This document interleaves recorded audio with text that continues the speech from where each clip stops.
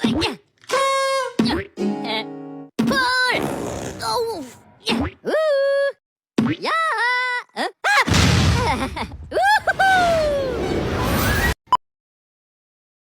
Perkenalkan, saya Afrila Kata Florecita, absen 9 dari kelompok 3. Perkenalkan, saya Flaret Sukma Alifa, saya absen 22, saya dari kelompok 3. Dan kami dari tim Mihu ingin mensurvei restoran yang bernama Omah Kota yang berlokasi di Pelintahan.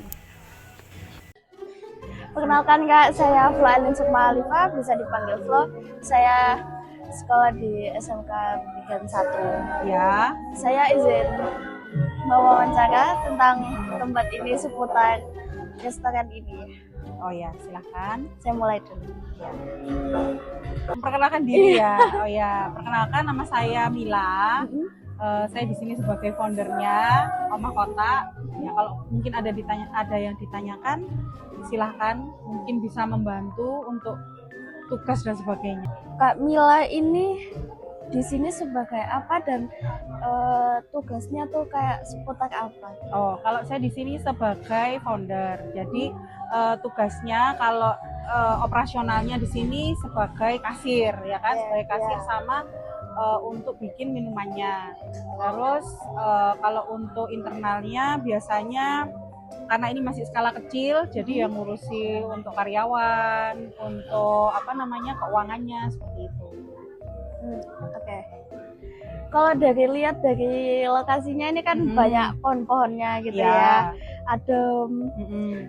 Kalau boleh tahu di sini tuh konsep awalnya Emang kalau konsep awalnya sebenarnya lebih ke homey ya. Jadi kalau orang kesini itu nyaman, serasa kayak di rumah, makanya namanya Omah Kota. Jadi serasa iya. kayak pulang ke rumahnya. Jadi tuh kalau udah pernah kesini pasti kepengen balik lagi. Jadi kita menyuguhkan tempatnya yang nyaman, terus makanannya yang enak dan harganya itu terjangkau.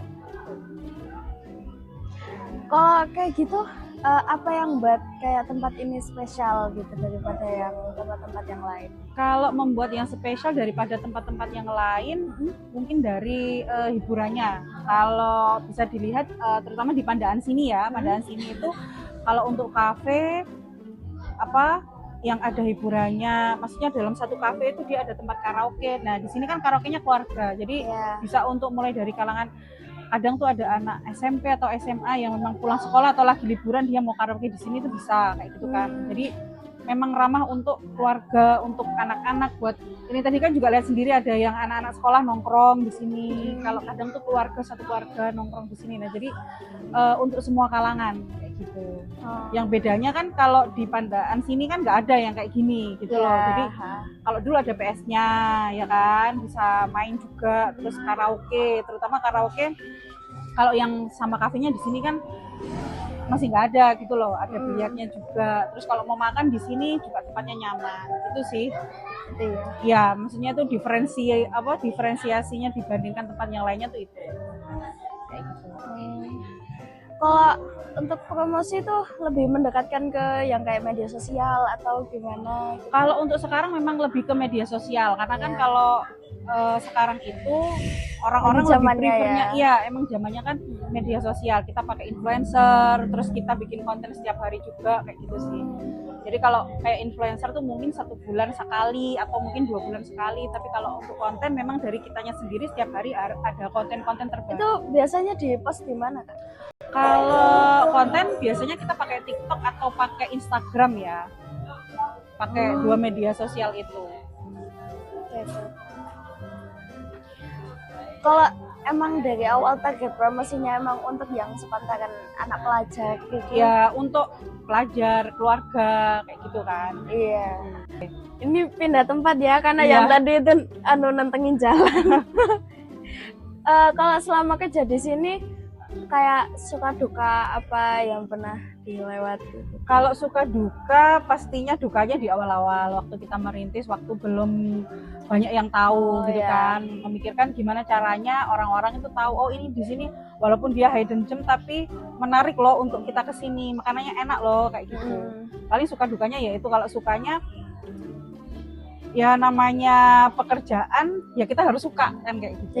Ya kan, kita harus mencintai pekerjaan kita gitu sih.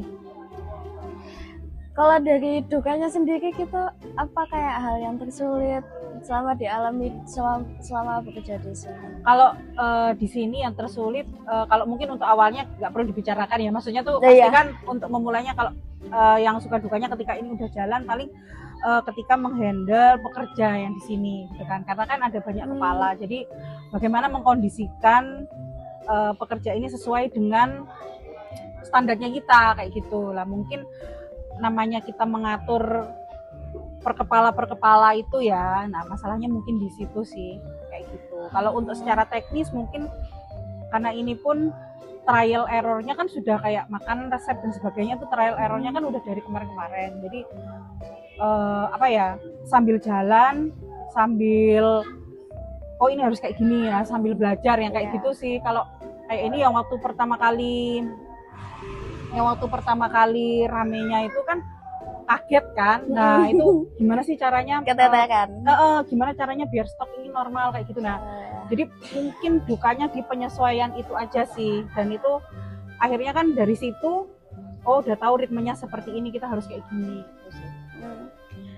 Itu dari pekerjanya. Kalau dari pelanggannya sendiri yang kayak tidak memuaskan gitu? Kalau dari pelanggan sendiri, memang rata-rata itu kayak gitu kan kita bisa lihat di review Google ya kan. Kalau sekarang kan orang tuh reviewnya dari Google. Nah paling kan kalau dari situ mungkin lebih ke pelayanan kalau di sini. Nah kan karena ini kan juga masih skala kecil, jadi kalau kayak kita pelayanan itu belum ada kayak pelatihannya dan sebagainya, jadi mungkin apa namanya dari SDM-nya juga nggak seperti kalau kita ke tempat-tempat yang udah besar kayak gitu loh.